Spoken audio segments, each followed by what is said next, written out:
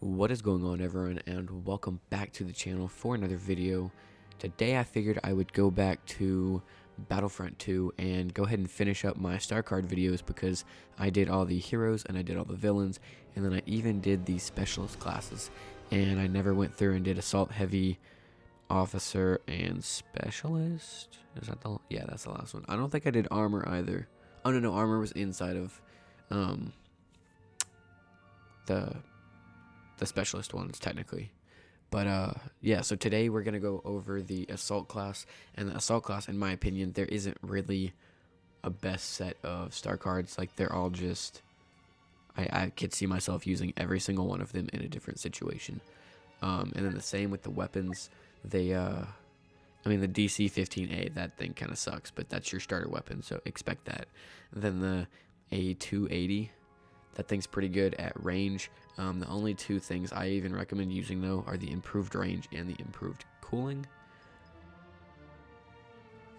Then my personal favorite, the CR2. This one I actually don't recommend using two attachments. Just use the one, the reduced recoil. The thing shoots so incredibly fast, but you do have to get used to the ability to fight close, or find a way to get closer to your enemy. So if you're going up against a sniper or a heavy or pretty much any other class other than officer or another assault class, you're going to want to find a way to avoid taking fire from them, getting as close as possible, and then just unloading with this ridiculous weapon. Then there is the EL-16 HFE, which is basically just Finn's blaster. This one's alright. It's not really, I guess, a favorite of mine. It's more of like a sniper rifle, if anything. It's like, if anyone plays Call of Duty, it's the FAL gun of Star Wars, where it's a semi-auto. I mean, you can hold it down and it'll fire, but it fires pretty much at a semi-auto pace. It has incredible range and crazy good damage. And the two things I use are the improved range and the reduced recoil. The dual zoom is good, so you could swap it out. I prefer to have these two on it. And the in-between weapon for the CR2 and the pretty much sniper rifle is the E11D. And it has much better range than the CR2, but not as good as the EL-16. It has a faster fire rate, but again, not as fast as the CR2, just faster than the EL-16. And I'd say its accuracy is probably somewhere in between both of these guns. So in my opinion, it really is the in-between. And then again, the two things, reduced recoil is almost always a must, and then improved range. That thing helps big time. The flashlight, I just can't see yourself using that unless you're playing that dark mode. I think it's Ewok Hunt or something. And that's about it for the weapons. But again, you can't really go wrong with any of them. It's just very situational for what you're trying to do as a player. Now, the first one we're going to look at is Assault Training. I typically have this one on, but I just recently started using Toughen Up more frequently. Basically, you just get a little bit of health for each enemy you eliminate, which is good. It's just the problem is you've only got 150 hit points, and gaining an extra 40 back, while, yes, that is quite a bit of your total health. It's like, what, 33% of your health. I personally just don't use it too often. Like, I can take down 2, 3, maybe even 4 enemies in one life before I have to go and heal, or before I just die and respawn. Especially in the new mode Supremacy. Well, not new anymore at the making of this video, but new when a lot of people are now coming back to the game since playing it when it first launched. You can spawn at selected spawn post or command post that you capture throughout the entire map, so it makes it a lot easier to get back into the fight much quicker. So for me, Assault Training just wasn't one of my main star cards anymore. Still one of the greats though. We've got Bodyguard. You take reduced damage when at critical health, and this is actually 45%. It did used to be 40, so they cranked it up. I mean, I know 5% doesn't sound like a whole lot, but good lord, is it ever. This one's, I'd say it's also pretty well. You, I mean, you basically can just live longer, kind of like Grievous. Once you start getting low on health, you now have 45% damage reduction. Grievous, I think, goes up to 90, so you're not going to be Grievous for sure, but you will live quite a bit longer when you are low on health. The Expert Weapons Handling, this is one that I don't typically use too often, because I thought it had a different I guess, ability. Basically what it does is when you're firing your weapon and your weapon overheats, you've got all this red area where if you were to reset your weapon, you would have to wait a few seconds if you hit the red area. But if you hit the blue area, it goes right back to 0, and then you can just immediately fire your weapon again. There is this little sliver, though, of gold area, where if you reset your weapon when it's on the gold bar, you can just keep firing for a short amount of time without gaining any weapon heat, and then when that time expires, then your weapon heat resets to 0, but you can keep firing from when you had gold. I know that was a little bit confusing, but I thought this star card made those little bars, the blue bar and the gold bar, I thought it made them bigger. It didn't increase the duration for how long you could fire your weapon. So take this one as you will. My timing is ass. That's part of the reason I don't like playing 2K sometimes, is because, 75% of the game is your shot timing. So, right, that one's probably my least favorite so far.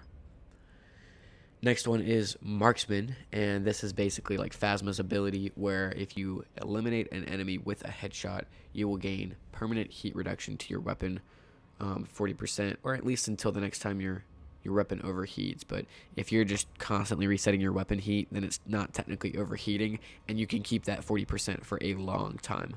Now, for a lot of guns, this becomes very, very useful.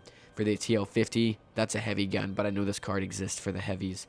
For the assault rifle specifically, I'd probably say the gun that's in between the sniper rifle and the CR2, and then of course the CR2, just because of how rapidly you can fire that thing.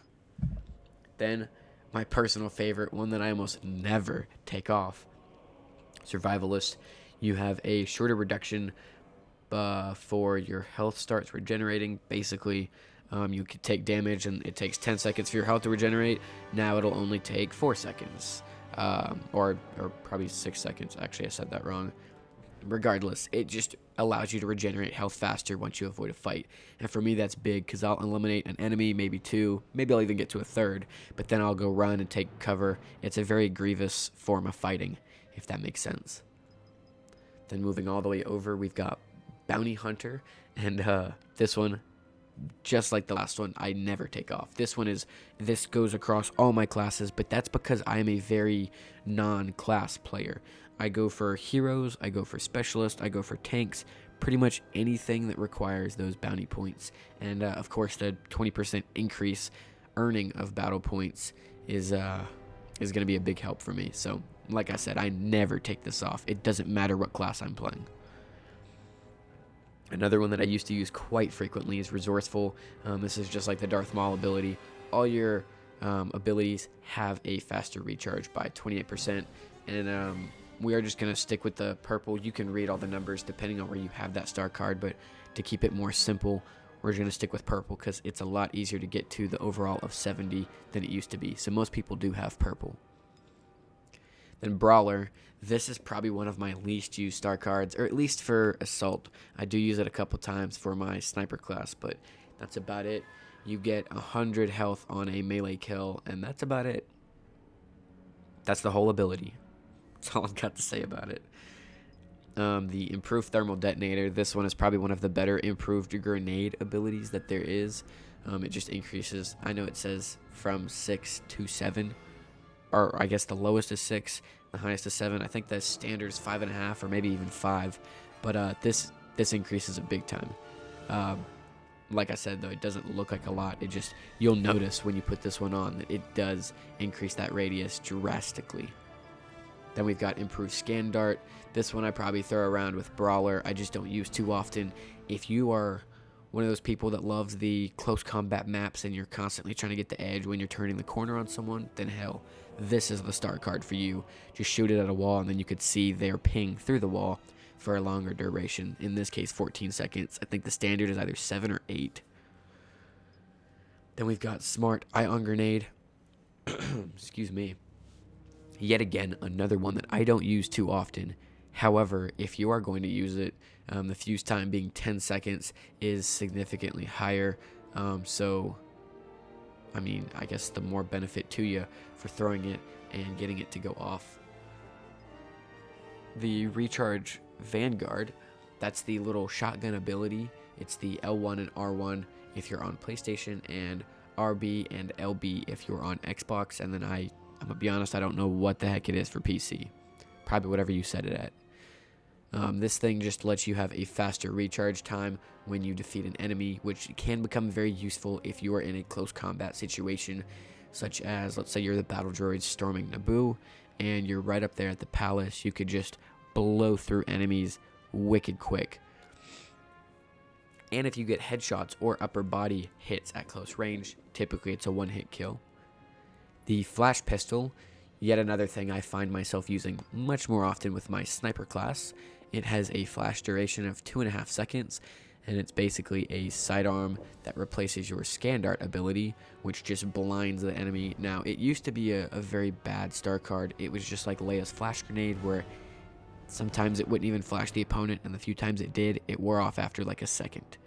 Now, I'm told it's much better, but if I'm being honest, I haven't been able to go into the game and test it myself because it's just not that used of a star card. I rarely get it used against me, and I rarely use it against people. Moving on, we have Toughen Up, where you can regenerate your health while the ability is active, and I've got it fully upgraded, so it's got a 22-second recharge time. Now, this is one of the things, like I said, I replaced my assault training with, because I'd so much rather me be able to just immediately start regaining health, whether I'm killing someone or not, and then I can regain well over 40 health rather than just the standard 40, which is what assault training would have gotten me. The acid launcher, I use this one quite frequently as well, but again, this one is very situational. Recharge time of 32 seconds, which yes is a while, and yes, it does take away your thermal detonator, which sucks because that thing is very good in close combat situations. However, you earn a ton of points from an acid launcher if even 2 people are being affected by it. And if you launch it in the right area, typically there's 7 or 8 people being affected by it in those close combat maps. Then we have SLUG Vanguard. This one just basically narrows the range, and you're aiming for the shotgun ability, where you can shoot from a much longer range, and it is much harder to hit a target, but once you do hit a target, it's all nice and narrow, and it's all hitting them in the same place. So that is typically going to be an insta-kill with that one. But again, it depends on where you hit them. And the KILLSTREAK Vanguard. That one replenishes your Vanguard, but so the time, it just goes down whether you're shooting or not. And it does go down like significantly faster if you are shooting. However, if you were to shoot someone and kill them, you regain 55% of whatever time you have. Now, let's say you already have 60% remaining. You will then only get up to the full amount of time that it gave you to begin with. It won't overtime that. Like, it won't give you, let's say there is 100 seconds that you can activate this ability, and you have used 40 of them. So you have 60 seconds remaining. You will not get a full 55 seconds on top of that. You will just get the 40 seconds back, and it'll take you up to 100.